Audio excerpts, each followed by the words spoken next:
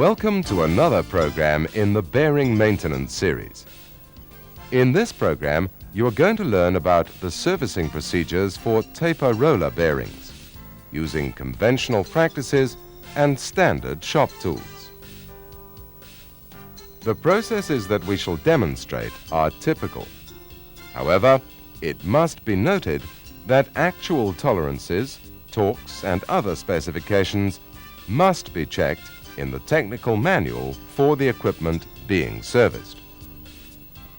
This program will demonstrate typical dismantling procedures, visual inspection of parts, and assembly procedures, including some adjusting techniques. We begin now with a brief overview. Taper roller bearings are commonly used to support rotating components that bear radial and axial loads, such as truck or car wheel hubs.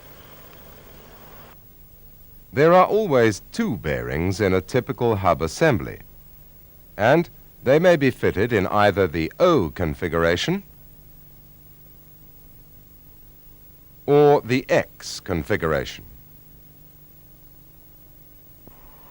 The need for proper maintenance with vehicles' hub bearings is increased because of the safety aspect involved should a bearing fail.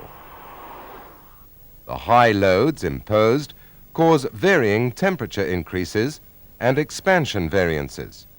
So, proper adjustment at the assembly stage is also very important, as is proper lubrication with high-quality recommended grease such as Arconal. After the discussion pause, you will learn how to dismantle typical automotive wheel hubs.